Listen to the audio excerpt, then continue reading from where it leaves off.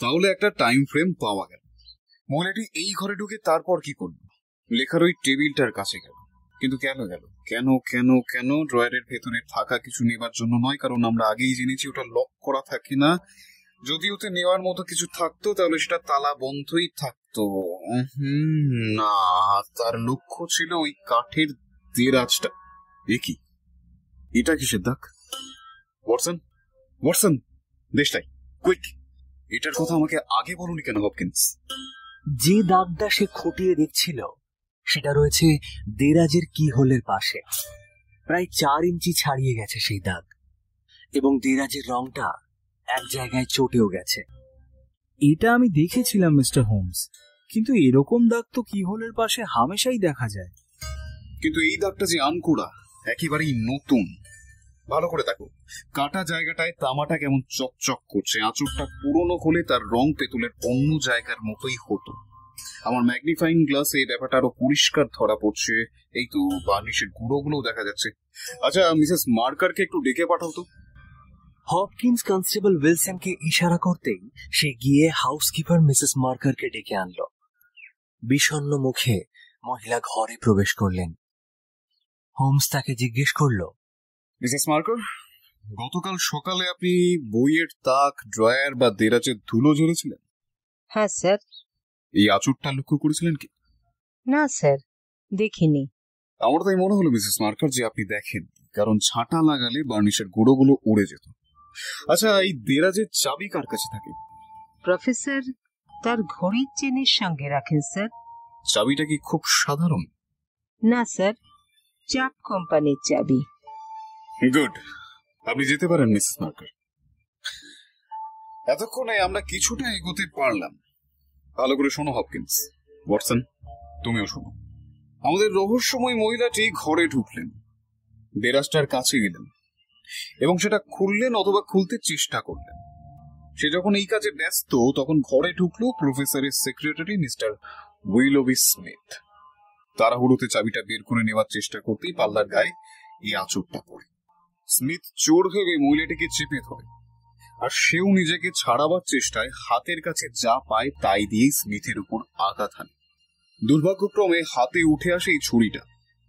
স্মিথের আঘাত হয় মারাত্মক। স্মিথ মাটিতে পড়ে যায়, আর মহিলাটি পালিয়ে যান।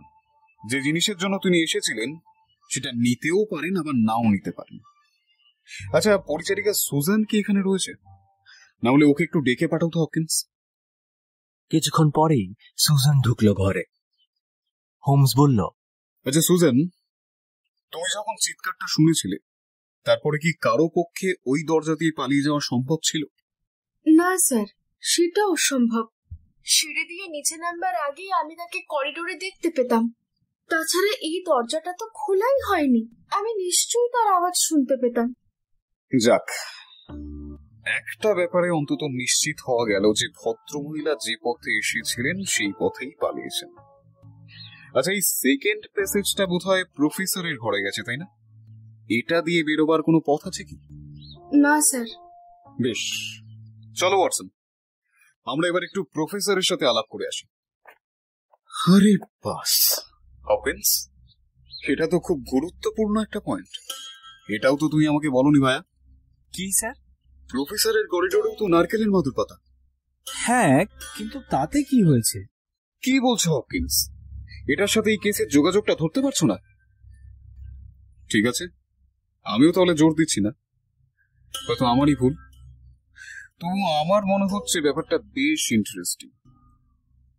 যাই হোক, এসো প্রফেসরের সাথে আমার আলাপটা করিয়ে দাও। আমরা করিডোর দিয়ে এগিয়ে চললাম। যে প্যাসেজটা বাগানের দিকে গেছে এটাও তার মতোই লম্বা। করিডোরের একদম শেষ প্রান্তে কয়েকটা সিঁড়ি দিয়ে উঠেই একটা ঘর রয়েছে।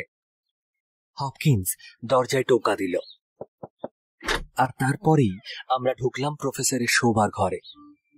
ঘরটা বেশ বড়, অসংখ্য বইতে ঠাসা। তাকগুলো ভরে যাওয়ার জন্য ঘরের কোণে কোণে বইয়ের স্তূপ করা। আলমারির নিচেও চারিদিকে বইয়ের পর বই। বিছানাটা ঘরের মাঝখানে, আর সেখানেই বালিশে হেলান দিয়ে শুয়ে আছেন এই বাড়ির মালিক প্রফেসর কোরাম। চেহারাটা একটু অন্যরকম। এরকম অদ্ভুত চেহারার মানুষ আমি খুবই কম দেখেছি। আমাদের দিকে তাকিয়ে আছে একটা হাড় সর্বস্ব শীর্ণ মুখ, ঝুলে পড়া লোমশ ভুরুর নিচে কোটরগত দুটি কালো চোখে অন্তর্ভেদী দৃষ্টি। চুল ও দাড়ি সাদা, শুধু মুখের চারপাশের দাড়িটাতে একটা অদ্ভুত হলদে ছোপ রয়েছে। পাকা দাড়ির জঙ্গলের মধ্যেই একটা সিগারেট জ্বলছে। কড়া তামাকের ধোঁয়ার গন্ধে ঘরের বাতাস ভারী হয়ে উঠেছে। সে যখন হোমসের দিকে হাতটা বাড়িয়ে দিল, তখন আমার চোখে পড়ল তার হাতেও নিকোটিনের দাগ পড়েছে। ধূমপান চলে তো মিস্টার হোমস? একটা অদ্ভুত কৃত্রিম উচ্চারণে প্রফেসর বললেন, নিন, একটা সিগারেট নিন। আর আপনি স্যার? না, আমি খাই না। আরে আমি বলছি, খেয়ে দেখুন। আলেকজান্দ্রিয়ার আয়োনাইটস কে দিয়ে বিশেষভাবে তৈরি করিয়ে এগুলো আমি আনিয়েছি। একবারে 1000 সিগারেট সে আমায় পাঠায়। কিন্তু দুঃখের কথা কি জানেন, প্রতি 15 দিন অন্তরে আমাকে নতুন বান্ডিল আনাতে হয়। জানি খুব খারাপ অভ্যেস, খুবই খারাপ, কিন্তু বুড়ো বয়সে তো আর কোনো সাদা লাগ থাকে না। তামাক আর এই লেখাপড়া, এই দুটি নিয়েই তো আছে। একটা সিগারেট ধরিয়ে হোমস ঘরটায় দ্রুত চোখ বুলিয়ে নিচ্ছিল। বৃদ্ধ লোকটি দীর্ঘশ্বাস ফেলে দুঃখের সঙ্গে বলে উঠলেন, তামাক আর আমার কাজ, এই তো ছিল জীবনে, কিন্তু এখন তো শুধু তামাকই সম্বল। হায়, কি মারাত্মক ঘটনাই না ঘটে গেল। এরকম ভয়ঙ্কর বিপদের কথা কেউ ভাবতে পেরেছিল? এত ভালো একটা ছেলে, সত্যি বলছি, মাত্র কয়েক মাসেই সে সেক্রেটারি হিসেবে যথেষ্ট উন্নতি করেছিল। জানেন, আমাকে এখন আর কিছু বলতেই হতো না। সে আমার কাজকর্ম নিজেই সব সামলে নিত।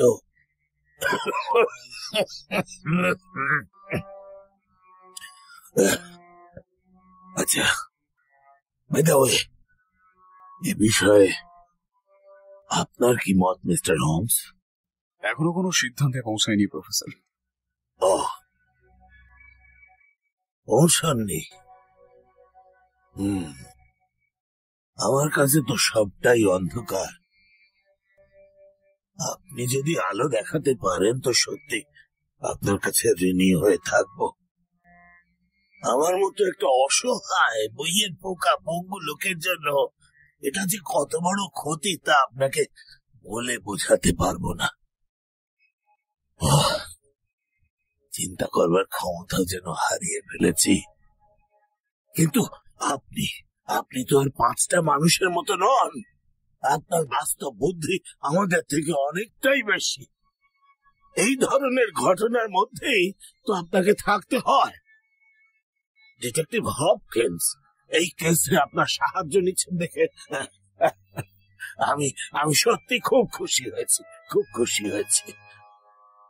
বৃদ্ধ প্রফেসর যখন কথা বলে যাচ্ছিল, হোমস তখন ঘরের একটা দিকে পায়চারি করছিল। লক্ষ্য করলাম অস্বাভাবিক দ্রুত গতিতে সে সিগারেটে টান দিচ্ছে। বুঝলাম গৃহস্বামীর মতো তাজা আলেকজান্দ্রিয়া সিগারেট তারও পছন্দ হয়েছে। বৃদ্ধ বলতে লাগলো, মিস্টার হোমস, এ আঘাত আমাকে একেবারে পথে বসিয়ে দিয়েছে। ওই দেখুন আমার জীবনের শ্রেষ্ঠ কাজ ওই সাইড টেবিলের উপরে কাগজগুলো রাখা আছে। সিরিয়া আর মিশরের মঠগুলিতে যেসব দলিল পত্র পাওয়া গেছে, এগুলি তারই বিশ্লেষণাত্মক রচনা। এই কাজ প্রচলিত কুসংস্কার এবং ধর্ম বিশ্বাসের একেবারে গোড়ায় আঘাত করবে। কিন্তু কিন্তু আমার এত প্রিয় সেক্রেটারি,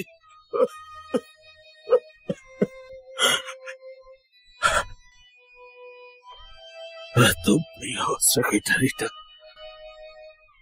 চলে গেল।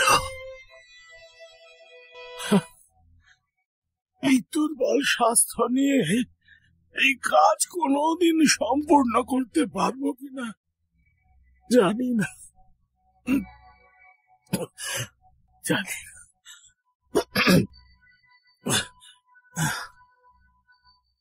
আরে মিস্টার হোমস, আপনি দেখছি আমার থেকেও দ্রুত ধূমপান করেন। হ্যাঁ, হোমস হাসল, বাক্স থেকে আরো একটা সিগারেট তুলে নিল। এটা তার চতুর্থ সিগারেট। সিগারেটটা ধরিয়ে নিয়ে সে বলল, এই বিষয়ে আমি একজন এক্সপার্ট বলতে পারেন। আপনার এই আলেকজান্দ্রিয়া সিগারেটটা ঠিক কতটা উচ্চমানের সেটাই একটু পরীক্ষা করে দেখে নিচ্ছি। আচ্ছা প্রফেসর কোরান, আমি শুনেছি ঘটনার সময় আপনি বিছানাতেই ছিলেন, তাই এই বিষয়ে আপনি তেমন কিছু জানেন না। অতএব লম্বা জেরা করে আপনাকে বিরক্ত করব না, শুধু একটাই প্রশ্ন করব। প্রফেসর, সেই মেয়েটাই এই শেষ কথাগুলির সাহায্যে আপনার সেক্রেটারি ঠিক কি বোঝাতে চেয়েছিল বলে আপনি মনে করেন?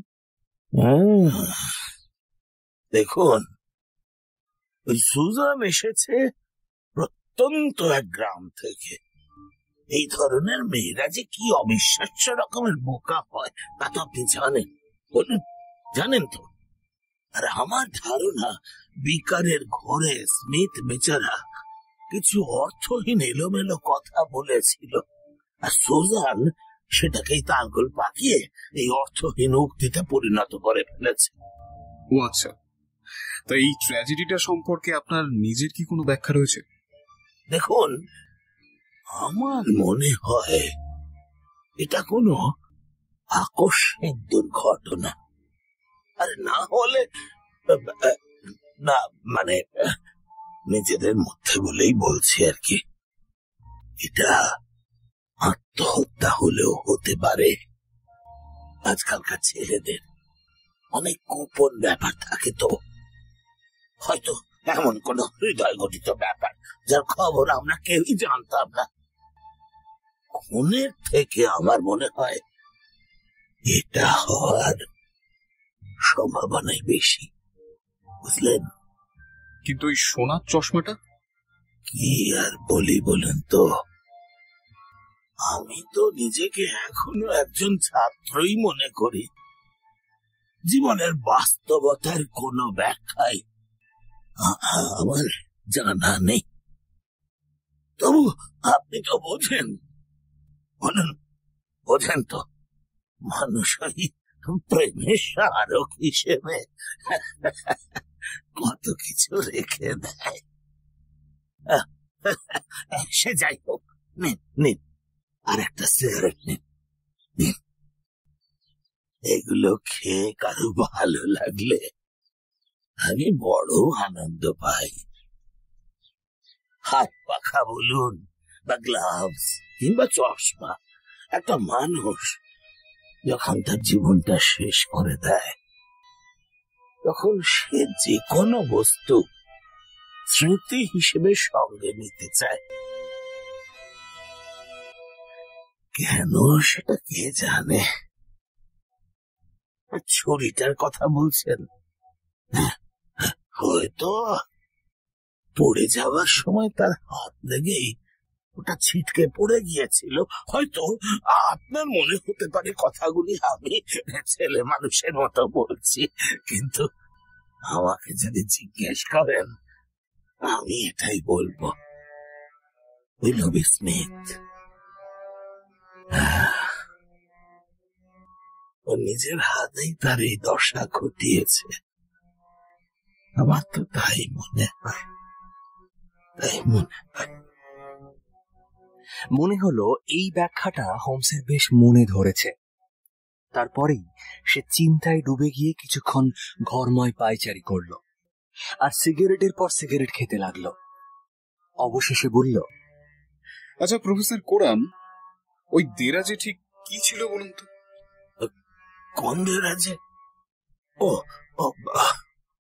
ওই দেরাজে দেখুন, ওখানে চোরের কাজ লাগবার মতো কিছুই নেই। পারিবারিক কাগজপত্র, আমার স্ত্রীর কিছু চিঠিপত্র।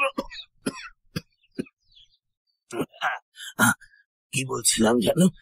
আমার স্ত্রীর কিছু চিঠিপত্র আর আমার সম্মানার্থে প্রদত্ত কিছু ইউনিভার্সিটির ডিপ্লোমা।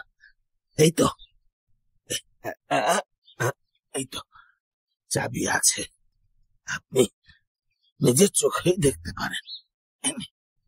হোমস চাবিটা নিয়ে এক মুহূর্ত সেটাকে দেখল, তারপর ফিরিয়ে দিল। না, তাতে খুব একটা লাভ হবে বলে মনে হয় না। আমি বরং আপনার বাগানে গিয়ে একটু বসি। জায়গাটা বেশ নিরিবিলি ও শান্ত। সেখানে বসে পুরো ব্যাপারটা আর একবার ভেবে দেখি। আর আত্মহত্যার কথা আপনি যেটা বললেন, সেটা যদি সত্যি হয় তাহলে তার সপক্ষে নিশ্চয়ই কোনো কারণ থাকবে। সেগুলো নিয়ে একটু ভেবে দেখতে হবে। প্রফেসর কোরাম, আপনার ঘাড়ে এসে চেপে বসবার জন্য ক্ষমা চাইছি, তবে কথা দিচ্ছি লাঞ্চ শেষ হওয়ার আগে আপনাকে বিরক্ত করব না।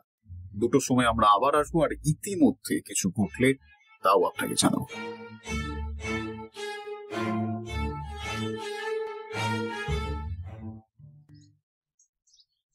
এবার হোমস আশ্চর্য রকমের অন্যমনস্ক হয়ে পড়ল। কিছুক্ষণ চুপচাপ বাগানের পথ ধরে এদিক ওদিক হাঁটতে লাগলো। কোনো সূত্র পেলে কি? সূত্র? যে সিগারেট গুলো খেলাম তার উপরেই সবটা নির্ভর করছে। হয়তো আমারই ভুল, তবে সেটা সিগারেটই ধরিয়ে দেবে। কি সব আবুল তাবুল বকছো শার্লক? সিগারেট তোমাকে তোমার ভুল ধরিয়ে দেবে? ঠিক আছে, ঠিক আছে, অপেক্ষা করো, নিজেই দেখতে পাবে। আর যদি দেখতে না পাও তাতেও কোনো ক্ষতি নেই। অবশ্য চোখের ডাক্তারের সূত্রটা তো হাতে আছে, কিন্তু এটা পেলে কেসটা আরো সহজে সমাধান করা যাবে। আরে ওই তো মিসেস মার্কার আসছে, ওর সাথে কিছু কথা বলাটাও জরুরি। চলো। আগেও অনেকবার আমি এই কথা বলেছি যে ইচ্ছে করলে হোমস খুব সহজেই মেয়েদের বিশ্বাস অর্জন করে ফেলতে পারে, এবং খুব অল্প সময়ের মধ্যেই সে ইয়ক্সলি ওল্ড প্লেসের হাউসকিপারের মন জয় করে ফেলল, এবং এমন ভাবে তার সঙ্গে গল্প জুড়ে দিল যেন কত বছরের পরিচয়। হ্যাঁ মিস্টার হোমস, একদম ঠিক বলেছেন আপনি। উনি ভীষণ ধূমপান করেন। সারাদিন তো করেনি, আবার অনেক সময় সারাটা রাতও স্যার। একদিন সকালে ঘরে ঢুকে যা অবস্থা দেখলাম স্যার, লন্ডন শহরের কুয়াশাকেও হার মানাবে। আর বেচারা মিস্টার স্মিথ, উনিও সিগারেট খেতেন, কিন্তু প্রফেসরের মতো নয়। আর প্রফেসরের স্বাস্থ্যের কথা যদি বলেন, ধূমপান করলে স্বাস্থ্য ভালো হয় না খারাপ হয় সেটা আমি বলতে পারবো না। আহা, কিন্তু বেশি সিগারেট খেলে তো খিদে মরে যায়। তা তো ঠিক জানি না স্যার। আমার মনে হয় প্রফেসর কিছুই খান না, তাই না? দেখুন, খাওয়ার ব্যাপারটা এক এক দিন এক এক রকম। অন্তত ওনার বেলায় তো তাই। যে পরিমাণে সিগারেট আজ তাকে খেতে দেখলাম, তাতে আমি বাজি ধরে বলতে পারি আজ সকালে তিনি ব্রেকফাস্ট খাননি, আর মনে হয় না দুপুরেও তিনি লাঞ্চ করবেন ঠিক করে। এখানে আপনি হেরে গেলেন স্যার, কারণ সকালে তিনি খুব হেভি ব্রেকফাস্ট করেছেন। এর থেকে বেশি খেতে তাকে কখনো দেখেছি বলে তো মনে পড়ে না। আর লাঞ্চের জন্যও তো কাটলেটের একটা ভালো ডিশের অর্ডার করেছেন। আমি নিজেও অবাক হয়ে গেছি, কারণ গতকাল ওই ঘরে ঢুকে মিস্টার স্মিথকে মেঝেতে পড়ে থাকতে দেখার পর থেকে আমি তো খাবার জিনিস দু চোখে দেখতে পাচ্ছি না। আতঙ্ক হচ্ছে আমার। অবশ্য নানা রকমের লোক নিয়েই তো সংসার। এই ঘটনায় প্রফেসরের খিদে কিন্তু একটুও কমেনি।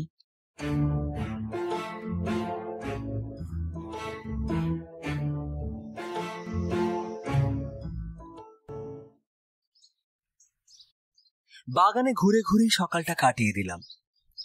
আগের দিন সকালে কয়েকজন বাচ্চা নাকি চ্যাথাম রোডে একজন অপরিচিত স্ত্রীলোককে দেখেছে। সেই গুজব শুনে স্ট্যানলি হপকিন্স গ্রামের দিকে চলে গেছে তদন্ত করতে।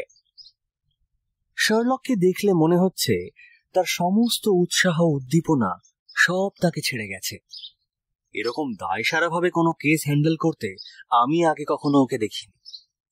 এমনকি হপকিন্স যখন ফিরে এসে জানালো যে সেই বাচ্চাগুলোর সাথে তার দেখা হয়েছে এবং হোমসের বর্ণনা মতো সোনালী চশমা পরা একজন মহিলাকে তারা সত্যিই দেখেছে, তাতেও হোমসের বিশেষ কোনো ভাবান্তর দেখা গেল না। বরং দুপুরে খেতে বসে সুজানের বলা একটা কথায় হোমস যেন একটু নড়ে চড়ে বসল। সুজান নিজে থেকেই জানালো, আমার মনে হয় মিস্টার স্মিথ গতকাল সকালে একবার বেড়াতে বেরিয়েছিলেন জানেন, এবং ফেরার আধ ঘন্টা পরে স্টাডি রুমে এই কাণ্ডটা ঘটে। হোমস কেন জানি না এই কথাটা খুব মনোযোগ দিয়ে শুনল, কিন্তু এই কথার কোনো তাৎপর্য আমি বুঝতে পারলাম না।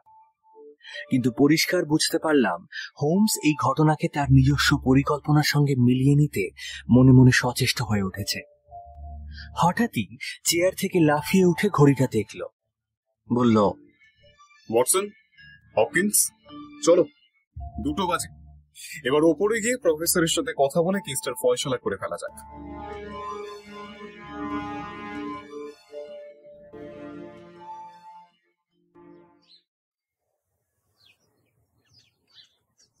বৃদ্ধ প্রফেসরের খাওয়া সবে শেষ হয়েছে। খালি থালাটা দেখেই তার ভালো খিদের যথেষ্ট প্রমাণ পাওয়া যাচ্ছে। মিসেস মার্কার ঠিকই বলেছিলেন, অনেকটা লাঞ্চ খেয়েছেন উনি। সাদা দাড়ি ও জ্বলন্ত চোখ নিয়ে তিনি যখন আমাদের দিকে মুখ ফেরালেন, তখন তাকে মনে হচ্ছিল রহস্যময় একজন ঐন্দ্রজালিক। মুখে সেই আলেকজান্দ্রিয়া সিগারেট। সকালের পোশাক পাল্টে ফায়ার প্লেসের পাশে একটা হুইল চেয়ারে তিনি বসে আছেন। এই যে মিস্টার হোমস, রহস্যের সমাধান কিছু হলো? টেবিলের ওপর রাখা সিগারেটের বড় টিনটা সে শার্লকের দিকে ঠেলে দিল, আর সেই মুহূর্তে শার্লকও হাতটা বাড়িয়ে দিল, আর দুজনের হাতের ধাক্কায় সিগারেটের টিনটা পড়ে গেল মাটিতে। সিগারেটগুলো ছড়িয়ে পড়ল এদিক ওদিক। এর পরের কয়েক মিনিট আমরা সবাই হাঁটু ভেঙে বসে ছড়ানো সিগারেটগুলো কুড়োতে লাগলাম। যখন উঠে বসলাম, দেখলাম শার্লক হোমসের চোখ দুটো চকচক করছে, আর তার গালে দেখা যাচ্ছে রঙের আভা। সে বলল, প্রফেসর কোরাম, আপনার প্রশ্নের উত্তরে বলি, হ্যাঁ, রহস্যের সমাধান আমি করে ফেলেছি। আমি আর হপকিন্স ওর দিকে অবাক হয়ে তাকালাম। বৃদ্ধ প্রফেসরের হাড় সর্বস্ব মুখে কিসের যেন একটা বিদ্রুপ ফুটে উঠল। তিনি বললেন, তাই নাকি? কোথায় করলেন সমাধান? ওই বাগানে নাকি? না, এখানে। এখানে? কখন? এই তো এখন। আপনি মজা করছেন কিন্তু মিস্টার শার্লক হোমস। এই কথা বলতে আপনি আমাকে বাধ্য করছেন যে এরকম একটা গুরুতর ব্যাপার নিয়ে এভাবে আপনার মশকরা করা উচিত নয়। প্রফেসর কোরাম, আমার যুক্তি শৃঙ্খলের প্রত্যেকটা পয়েন্ট আমি বারবার পরীক্ষা করেছি, এবং তারপরেই নিশ্চিতভাবেই বলছি যে আমার যুক্তিতে কোনো ভুল নেই। তবে এই ঘটনায় আপনার উদ্দেশ্য কি বা এই অদ্ভুত ব্যাপারে আপনার সঠিক ভূমিকায় কি তা আমি এখনই বলতে পারছি না। হয়তো আর কিছুক্ষণের মধ্যেই আপনার মুখ থেকে সেটা শুনতে পাবো। ইতিমধ্যে আপনার সুবিধার জন্যই যা ঘটে গেছে তার বিবরণ আপনার সামনে রাখছি, যাতে এখনো কোন কোন তথ্য আমার জানা দরকার সেটা আপনি জানাতে পারেন। একটি মহিলা গতকাল আপনার স্টাডি রুমে ঢুকেছিল আপনার দেরাজে রাখা কিছু দলিল হস্তগত করার উদ্দেশ্য নিয়েই তিনি এসেছিলেন। তার কাজই ছিল তার একটা নিজস্ব চাবি। আপনার চাবিটা পরীক্ষা করে দেখবার সুযোগ আমার হয়েছিল। বার্নিশের ওপর আঁচড় পড়বার জন্য চাবিটার গায়ে যেটুকু রং লাগা উচিত ছিল আপনার চাবিতে, আমি তা দেখতে পাইনি। কাজেই আপনি মহিলাটির এই কাজের সহকারী নন, এটুকু আমি বলতে পারি। এবং আমি যতদূর জেনেছি আপনার অজান্তেই সে আপনার জিনিস চুরি করতে এসেছিল। প্রফেসরের ঠোঁট থেকে একটা ধোঁয়ার মেঘ বেরিয়ে এলো।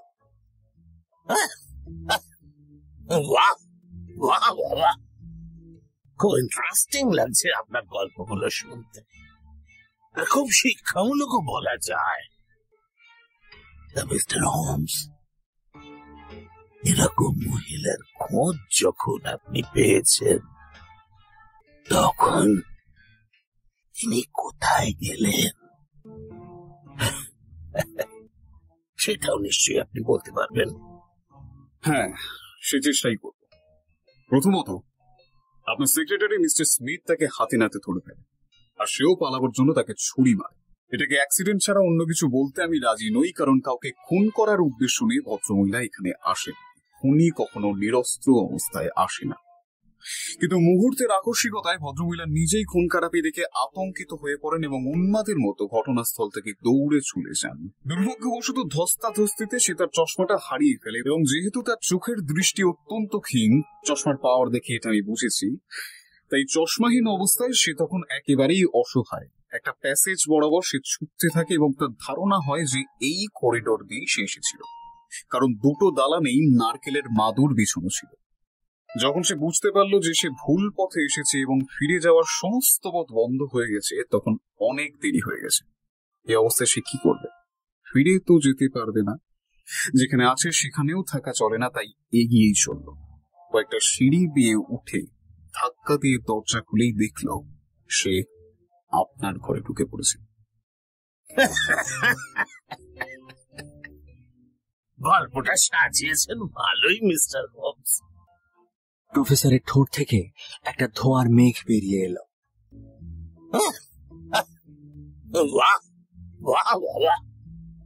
খুব ইন্টারেস্টিং লাগছে আপনার গল্পগুলো শুনতে, আর খুব শিক্ষামূলকও বলা যায়।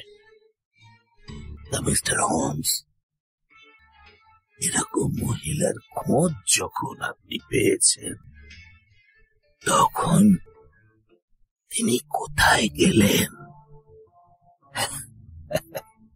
সেটাও নিশ্চয়ই আপনি বলতে পারবেন। হ্যাঁ, সে চেষ্টাই করব।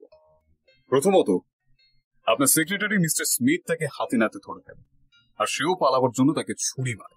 এটাকে অ্যাক্সিডেন্ট ছাড়া অন্য কিছু বলতে আমি রাজি নই, কারণ কাউকে খুন করার উদ্দেশ্য নিয়ে ভদ্রমহিলা এখানে আসে। খুনি কখনো নিরস্ত্র অবস্থায় আসে না। কিন্তু মুহূর্তের আকস্মিকতায় ভদ্রমহিলা নিজেই খুন খারাপি দেখে আতঙ্কিত হয়ে পড়েন এবং উন্মাদের মতো ঘটনাস্থল থেকে দৌড়ে চলে যান। দুর্ভাগ্যবশত ধস্তাধস্তিতে সে তার চশমাটা হারিয়ে ফেলে, এবং যেহেতু তার চোখের দৃষ্টি অত্যন্ত ক্ষীণ, চশমার পাওয়ার দেখে এটা আমি বুঝেছি, তাই চশমাহীন অবস্থায় সে তখন একেবারেই অসহায়। একটা প্যাসেজ বরাবর সে ছুটতে থাকে এবং তার ধারণা হয় যে এই করিডোর দিয়ে সে এসেছিল, কারণ দুটো দালানেই নারকেলের মাদুর বিছানো ছিল। যখন সে বুঝতে পারলো যে সে ভুল পথে এসেছে এবং ফিরে যাওয়ার সমস্ত পথ বন্ধ হয়ে গেছে, তখন অনেক দেরি হয়ে গেছে। এই অবস্থায় সে কি করবে? ফিরে তো যেতে পারবে না, যেখানে আছে সেখানেও থাকা চলে না, তাই এগিয়েই চলল। কয়েকটা সিঁড়ি বেয়ে উঠে ধাক্কা দিয়ে দরজা খুলেই দেখল সে আপনার ঘরে ঢুকে পড়েছে। গল্পটা সাজিয়েছেন ভালোই মিস্টার হোমস। প্রফেসরের ঠোঁট থেকে একটা ধোঁয়ার মেঘ বেরিয়ে এলো।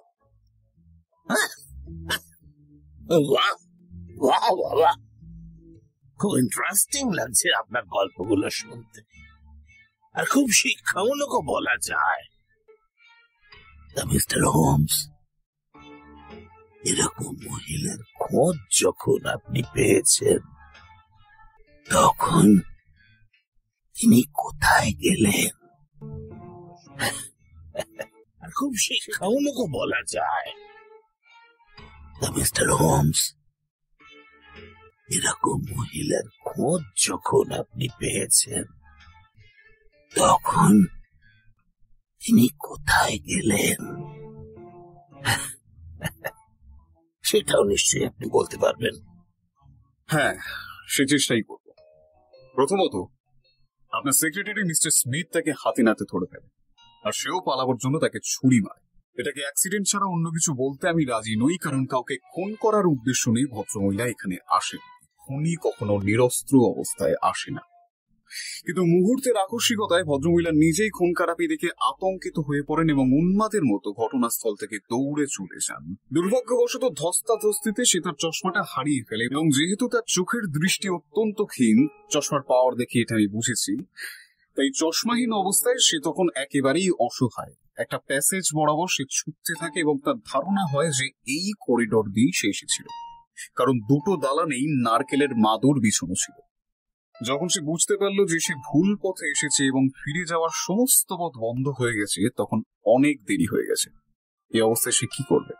ফিরে তো যেতে পারবে না, যেখানে আছে সেখানেও থাকা চলে না, তাই এগিয়েই চলল।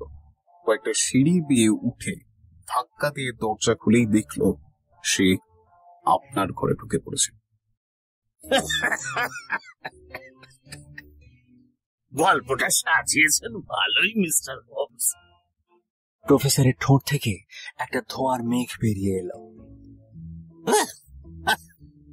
বাহ বাহ বাহ, খুব ইন্টারেস্টিং লাগছে আপনার গল্পগুলো শুনতে, আর খুব শিক্ষামূলকও বলা যায়। মিস্টার হোমস, এরকম মহিলার খোঁজ যখন আপনি পেয়েছেন, তখন তিনি কোথায় গেলেন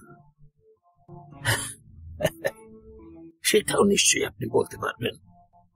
হ্যাঁ, সে চেষ্টাই করব। প্রথমত, আপনার সেক্রেটারি মিস্টার স্মিথ তাকে হাতে নাতে ধরে ফেলে, আর সেও পালাবার জন্য তাকে ছুরি মারে। এটাকে অ্যাক্সিডেন্ট ছাড়া অন্য কিছু বলতে আমি রাজি নই, কারণ কাউকে খুন করার উদ্দেশ্য নিয়ে ভদ্রমহিলা এখানে আসেন। খুনি কখনো নিরস্ত্র অবস্থায় আসে না। কিন্তু মুহূর্তের আকস্মিকতায় ভদ্রমহিলা নিজেই খুন খারাপি দেখে আতঙ্কিত হয়ে পড়েন এবং উন্মাদের মতো ঘটনাস্থল থেকে দৌড়ে চলে যান। দুর্ভাগ্যবশত ধস্তাধস্তিতে সে তার চশমাটা হারিয়ে ফেলে, এবং যেহেতু তার চোখের দৃষ্টি অত্যন্ত ক্ষীণ, চশমার পাওয়ার দেখে এটা আমি বুঝেছি, তাই চশমাহীন অবস্থায় সে তখন একেবারেই অসহায়। একটা প্যাসেজ বরাবর সে ছুটতে থাকে এবং তার ধারণা হয় যে এই করিডোর দিয়ে সে এসেছিল, কারণ দুটো দালানেই নারকেলের মাদুর বিছানো ছিল। যখন সে বুঝতে পারল যে সে ভুল পথে এসেছে এবং ফিরে যাওয়ার সমস্ত পথ বন্ধ হয়ে গেছে, তখন অনেক দেরি হয়ে গেছে। এই অবস্থায় সে কি করবে? ফিরে তো যেতে পারবে না, যেখানে আছে সেখানেও থাকা চলে না, তাই এগিয়েই চলল। কয়েকটা সিঁড়ি বেয়ে উঠে ধাক্কা দিয়ে দরজা খুলেই দেখল সে আপনার ঘরে ঢুকে পড়েছে।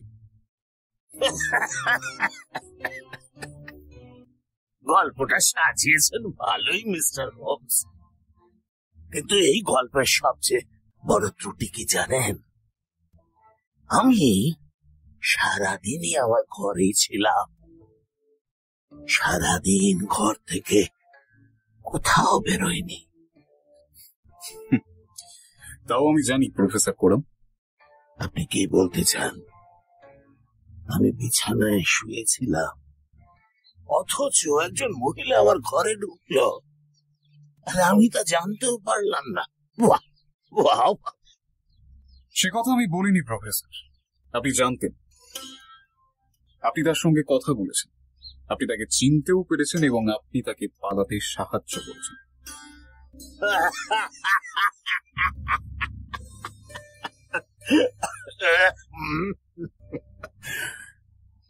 প্রফেসর আবারও উচ্চ কণ্ঠে হেসে উঠলেন।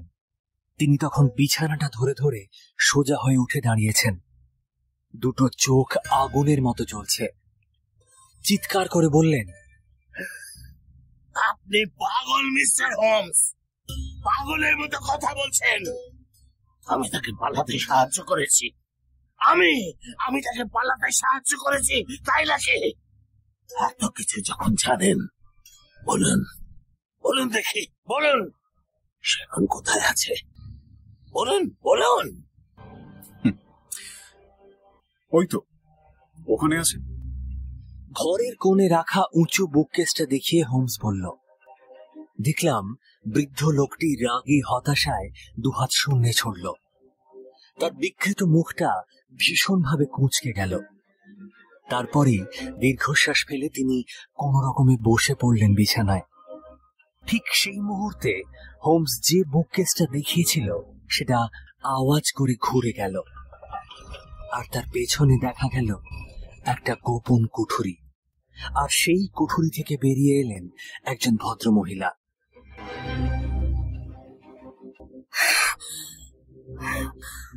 আপনি আপনি ঠিকই বলেছেন, আমি এখানে আছি। আমরা সবাই চমকে গিয়েছিলাম। ওর শরীরে ধুলো ভর্তি। গোপন কুঠুরির দেওয়াল দেখলাম মাকড়সার জালে মাখামাখি। মহিলার মুখেও নোংরা কালো ছাপ পড়েছিল। কোনোভাবেই সুশ্রী বলা চলে না ওকে। হোমস তার শারীরিক গঠনের যা যা বর্ণনা দিয়েছিল তার সাথে হুবহু মিল রয়েছে দেখলাম। তাছাড়া যেটা রয়েছে সেটা হলো একটা লম্বা শক্ত চিবুক। ভদ্রমহিলার চোখে দৃষ্টি ক্ষীণ হওয়ার কারণেই বোধহয় বুককেসের পেছন থেকে বেরিয়ে আসার পর তিনি আমাদের চোখ কুঁচকে দেখার চেষ্টা করলেন, বোঝার চেষ্টা করছিলেন যে আমরা কারা। অবশ্য এটা এইমাত্র অন্ধকার থেকে বেরোনোর ফলেও হতে পারে। কিন্তু এত সব ত্রুটি থাকা সত্ত্বেও ভদ্রমহিলার চালচলনে একটা অদ্ভুত বনেদিয়ানা ফুটে উঠছিল। কিছু মানুষের মধ্যে সহজাতভাবে এই প্রবৃত্তি থাকে।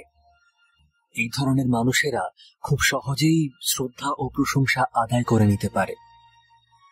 স্ট্যানলি হপকিন্স তাকে অ্যারেস্ট করার উদ্দেশ্যে তার কাঁধে হাত রাখলে মহিলাটি খুব আলতোভাবে সেই হাতটা সরিয়ে দিল। তার আচরণে এমন একটা কর্তৃত্বের ছাপ ফুটে উঠল যেটাকে অমান্য করা চলে না। বৃদ্ধ লোকটি তখনও বিছানায় বসে আছে, তার মুখটা কাঁপছে, এক দৃষ্টিতে তাকিয়ে আছে মহিলাটির দিকে। মহিলা বললেন, হ্যাঁ স্যার, আমাকে গ্রেপ্তার করবেন তো? জানি ওই অন্ধকার কুঠুরির মধ্যে দাঁড়িয়ে দাঁড়িয়ে আমি সবটাই শুনেছি। আমি এও জানি আপনি সবটাই জেনে গেছেন। সব স্বীকার করছি, আমি ছেলেটিকে খুন করেছি। কিন্তু আপনি ঠিকই বলেছেন, আমি আমি আমি খুনটা করতে চাইনি। হঠাৎই সবটা ঘটে গেল। আমার হাতে যে একটা ছুরি উঠে এসেছে সেটাও আমি বুঝতে পারিনি।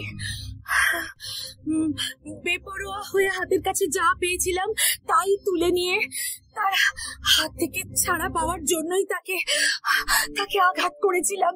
বিশ্বাস করুন, আমি সত্যিই বলছি। হোমস বলল, ম্যাডাম, আমি জানি আপনি সত্যি বলছেন, কিন্তু আপনাকে তো আমার সুস্থ বলে মনে হচ্ছে না।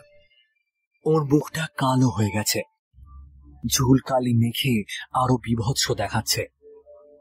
বিছানার একপাশে বসে তিনি আবার কথা বলতে শুরু করলেন।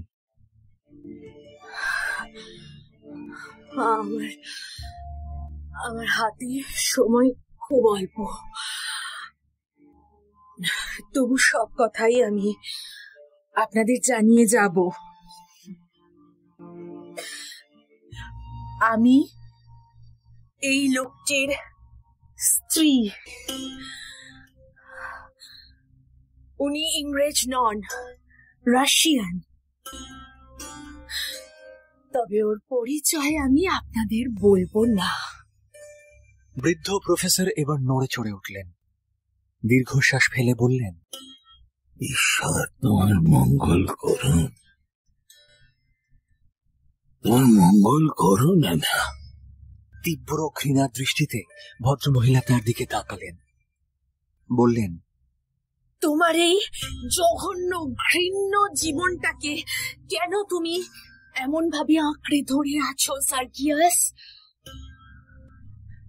জীবনে তো আজ পর্যন্ত কারোর ভালো করলে না, একটার পর একটা মানুষের শুধু ক্ষতি করে গেছো। এমনকি তোমার নিজেরও। যাই হোক, তবু ভগবান তোমার জন্য যেটুকু সময় বাকি রেখেছেন সেটা আমি কোনোভাবেই কেড়ে নিতে চাই না। এই অভিশপ্ত বাড়িতে ঢোকার পর থেকে অনেক কষ্ট সহ্য করেছি, আর পারছি না। এবার আমাকে সব কথা বলতে হবে, নইলে আর সময় পাবো না।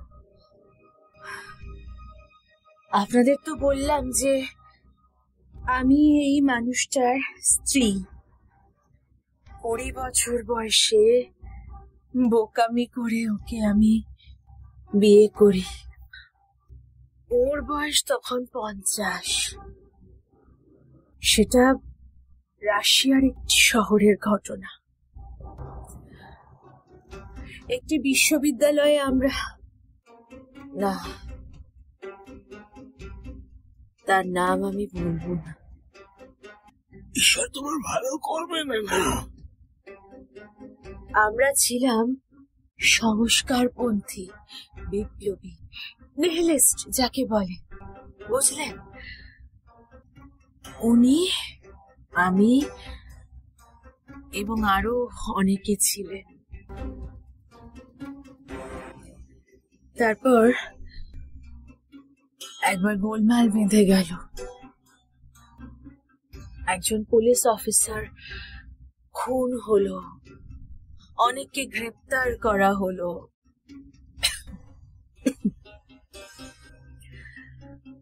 সাক্ষী সাবুদের দরকার হলো,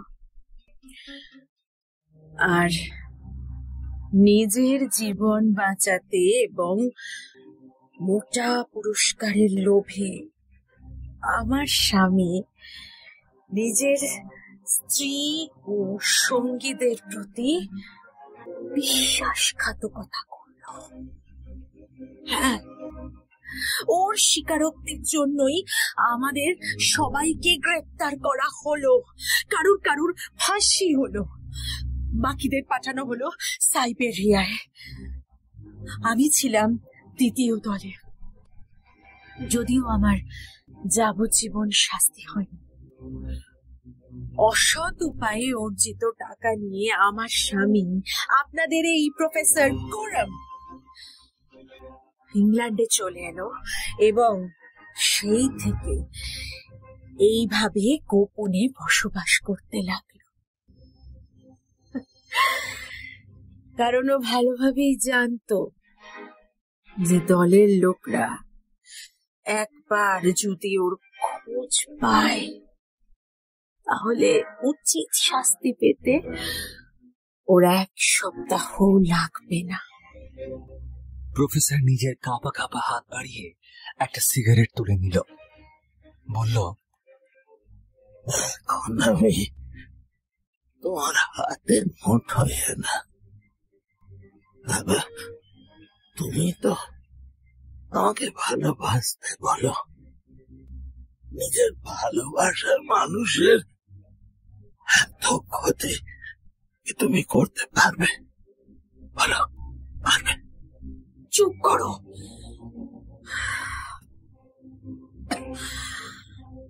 আপনারা শুনুন, ও যে কত জঘন্য শয়তান সে কথা তো আমি এখনো আপনাদের বলিনি। আমাদের দলের কমরেডদের মধ্যে একজন ছিল যে আমার সব থেকে ভালো বন্ধু, মহৎ নিঃস্বার্থ প্রেমিক যাকে বলে, সে ছিল তাই। এর একটা বৈশিষ্ট্য আপনি আমার স্বামীর মধ্যে পাবেন না। জানেন, সেই ছেলেটি ছিল অহিংসার পূজারী। জুলুমবাজি, রাহাজানি, এই সব কিছুকে সে ঘৃণা করত। বিশ্বাস করুন অপরাধী ছিলাম আমরা প্রত্যেকে, যদি এটাকে অপরাধ বলেন। কিন্তু কিন্তু সে অপরাধী ছিল না। আমাকে এই পথ থেকে ফেরানোর জন্য সে আমাকে চিঠি লিখত। সেই চিঠিগুলোই হয়তো বাঁচাতে পারতো ওকে। আর একটা জিনিস ওকে বাঁচাতে পারতো,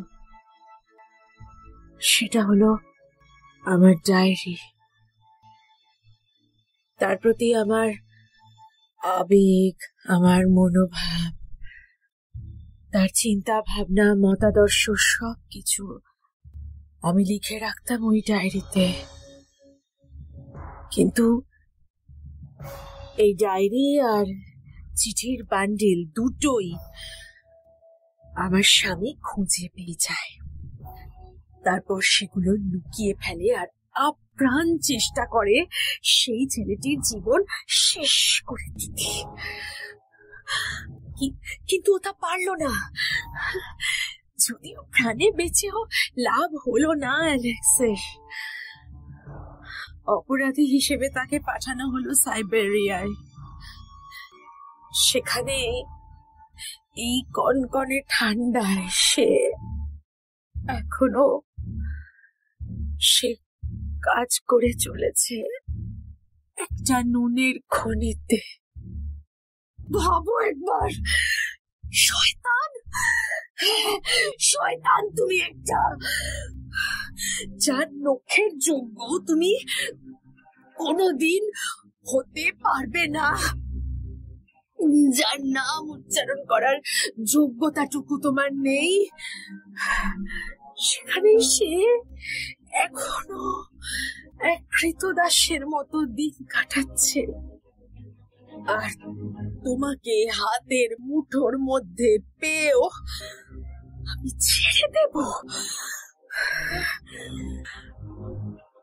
সিগারেটের ধোঁয়া ছাড়তে ছাড়তে বৃদ্ধ বললেন, তুমি তো চিরকালই খুব বড় মনের মানুষ ছিলে না।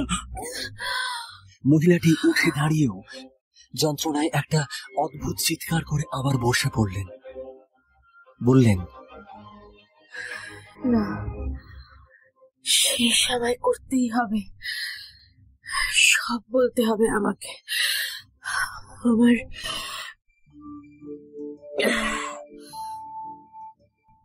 আমার শাস্তির মেয়াদ শেষ হতেই আমার হারানো চিঠি আর ডায়েরিটা উদ্ধার করার চেষ্টায় উঠে পড়ে লাগলাম।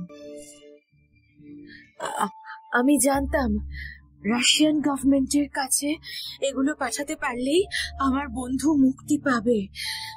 জানতে পারলাম আমার স্বামী ইংল্যান্ডে এসেছে। দিনের পর দিন, মাসের পর মাস খুঁজতে খুঁজতে তার সন্ধান পেলাম। আমি জানতাম ডায়েরিটা এখনো তার কাছেই আছে, কারণ সাইবেরিয়ায় থাকাকালীন একবার ও আমায় চিঠি লিখেছিল। তখনই ডায়েরির পাতায় লেখা আমার কিছু কথা তুলে ধরে আমাকে উল্টোপাল্টা কথা বলেছিল। আর আমি একথাও ভালোভাবেই জানতাম যে ওর যেরকম প্রতিহিংসা পরায়ণ স্বভাব, তাতে স্বেচ্ছায় সে নিজের ডায়েরিটা আমাকে দেবে না। কিন্তু ওটা আমাকে পেতেই হবে। সেই উদ্দেশ্যে একটি বেসরকারি গোয়েন্দা সংস্থার একজনকে আমি নিয়োগ করি। সেও সেক্রেটারির কাজ নিয়ে এই বাড়িতে এসেছিল। সেই তোমার দ্বিতীয় সেক্রেটারি ছিল, আর কয়েকদিনের মধ্যেই সে চাকরি ছেড়ে চলে গিয়েছিল। সে জেনে গিয়েছিল যে দরকারি কাগজপত্র সব দেরাজে থাকে, সাথে চাবির একটা ছাঁচও সে করে নিয়ে গিয়েছিল। এর বেশি কিছু করতে সে রাজি হয়নি। বাড়ির একটা প্ল্যান আমার হাতে দিয়ে বলেছিল দুপুরের আগে স্টাডি রুমটা ফাঁকা থাকে, কারণ সেক্রেটারিকে তখন শোবার ঘরেই কাজ করতে হয়। তাই শেষ পর্যন্ত সাহসী বুক বেঁধে আমি নিজেই এসেছিলাম কাগজগুলো নিতে। সফলও হলাম, কিন্তু কিন্তু কি চরম মূল্য দিতে হলো একজন নিরপরাধ মানুষকে। সবে কাগজগুলো হাতে নিয়েছি এমন সময় ছেলেটি আমাকে ধরে ফেলল। সেদিন সকালেই ওর সঙ্গে আমার দেখা হয়েছিল। রাস্তায় তাকে দেখতে পেয়ে প্রফেসর কোরামের বাড়ির খোঁজ করেছিলাম, কিন্তু সে যে এখানেই চাকরি করে তা আমি জানতাম না। এক্স্যাক্টলি, স্মিথ বাড়ি ফিরে প্রফেসরকে তার পথে দেখা মহিলাটির কথা বলেছিল, তাই সে শেষ নিঃশ্বাস ফেলবার আগে এই কথাটি জানাতে চেয়েছিল। বলেছিল প্রফেসর সেই মেয়েটা। বুঝতে পারলে হকিন্স? যন্ত্রণা কুঞ্চিত মুখে মহিলাটি আদেশের সুরে বললেন, আমাকে বলতে দিন, আর বেশি সময় নেই আমার কাছে। ছেলেটি ওড়ে যেতেই আমি ঘর থেকে ছুটে বেরিয়ে গেলাম। দরজা ভুল করলাম এবং ঢুকে পড়লাম আমার স্বামীরই ঘরে। সে আমাকে ধরিয়ে দেওয়ার কথা বলতেই আমিও তাকে বললাম যে সেই কাজ করলে তার জীবনও আমি শেষ করে ছাড়বো। সে যদি আমাকে আইনের হাতে তুলে দেয় তাহলে আমি তাকে তুলে দেব আমাদের অর্গানাইজেশনের হাতে।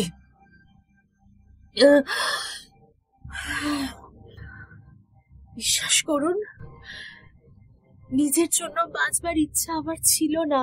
আমি বাঁচতে চেয়েছিলাম আমার কাজটার জন্য, না হলে যে অ্যালেক্সি সারা জীবন ওই নুনের খড়তে পচে মরবে। আর আমার স্বামী জানতো আমি এক কথার মানুষ। তার ভাগ্য আমার ভাগ্যের সঙ্গেই জড়িত। শুধুমাত্র সেই কারণেই ও আমাকে আশ্রয় দিল। ওর মনে কোনো দয়া মায়া রয়েছে এসব ভেবে বসবেন না যেন। ও আমাকে ঠেলে দিল ওই অন্ধকার গুপ্ত স্থানে। যত রাজ্যের জঞ্জাল রাখার ওই জায়গাটার কথা শুধু ওই জানতো। নিজের ঘরেই তার খাবার আসতো, আর সেখান থেকে কিছুটা ও আমাকে খেতে দিত। কথা হলো, পুলিশ আজ বাড়ি থেকে চলে গেলে রাতের অন্ধকারে আমি লুকিয়ে চলে যাব, আর কোনোদিন ফিরে আসবো না। কিন্তু যেমন করেই হোক আমাদের সব পরিকল্পনা আপনি ধরে ফেললেন। প্রেসার, আমার শেষ কথাগুলো প্লিজ শুনে রাখুন। এই প্যাকেটটাই অ্যালেক্সিকে বাঁচাবে। ন্যায় বিচারের প্রতি আপনার শ্রদ্ধা রয়েছে বিশ্বাস করেই এটা আপনার কাছে রেখে যাচ্ছি।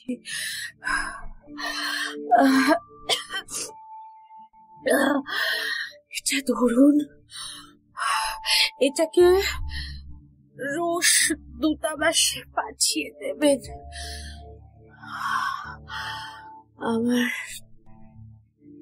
আমার কর্তব্য এবার শেষ।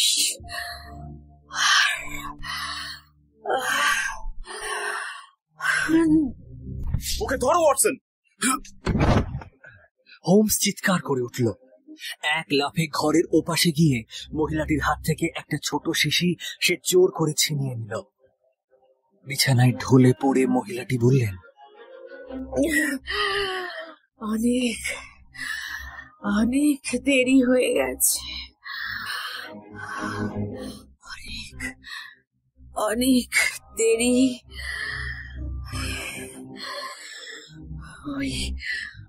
ওই কুঠুরি থেকে বেরিয়ে আসার আগেই আমি বিষ খেয়েছি। আমার আমার মাথা ঘুরছে।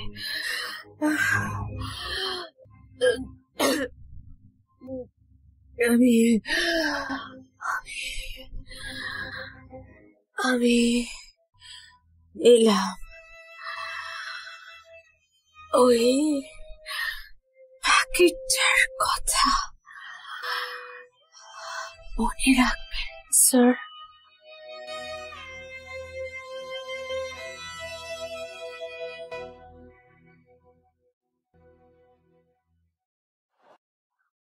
লন্ডনে ফেরার পথে ট্রেনে বসে শার্লক হোমস বলল, কেসটা খুবই সহজ। এটাও যেমন ঠিক তেমনি কেসটা থেকে অনেক কিছু শেখারও আছে, আবার বেশ শিক্ষামূলক বটে। কিরকম স্যার? দেখো, শুরু থেকেই সোনার চশমাটার উপর আমার দৃষ্টি পড়ছিল। ঘটনাক্রমে মৃত ছেলেটির হাতে যদি ওই চশমা না পাওয়া যেত তাহলে আমরা এত সহজে হয়তো কেসটা সলভ করতে পারতাম না। চশমাটার পাওয়ার অত বেশি দেখে আমি পরিষ্কার বুঝেছিলাম যে এই চশমা যে পরে তাকে প্রায় অন্ধই বলা চলে, এবং চশমা ছাড়া সে একেবারেই অসহায়। তোমরা তো মনে আছে হপকিন্স, তুমি যখন বলেছিলে মহিলাটি একবারও ভুল পা না ফেলে ওই সরু ঘাসের জমিটার উপর দিয়ে হেঁটে গিয়েছে, তখন আমি বলেছিলাম যে কাজটা অসাধারণ, মনে রাখবার মতো। কারণ আমি তখনই ধরে নিয়েছিলাম যে সঙ্গে আরেকটা চশমা না থাকলে এই কাজ করা তার পক্ষে অসম্ভব, আর তাছাড়া আরেকটা চশমা অকারণে কেউ নিয়ে ঘুরবেই বা কেন। দুটো করিডোরের মধ্যে একই ধরনের মাদুরের মিল দেখেও আমার মনে হয়েছিল যে মহিলাটি হয়তো ভুল করে অধ্যাপকের ঘরেই ঢুকে পড়েছিল। এই ধারণার উপর ভিত্তি করেই আমি চারিদিকটা ভালো করে দেখলাম। আসলে ঘরে লুকোবার মতো একটা জায়গার খোঁজ করছিলাম। ঘরের কার্পেটটা সারা ঘর জুড়েই পাতা এবং শক্ত করে পেরেক দিয়ে আটা, তাই মেঝেতে কোনো গুপ্ত দরজা থাকতে পারে এই সম্ভাবনাটা বাতিল করে দিলাম। তখন মনে হলো বইগুলোর পেছনে হয়তো ফাঁকা জায়গা থাকতে পারে। তোমরা হয়তো জানো, আগেকার দিনে লাইব্রেরিতে এই ধরনের ব্যবস্থা রাখা হতো।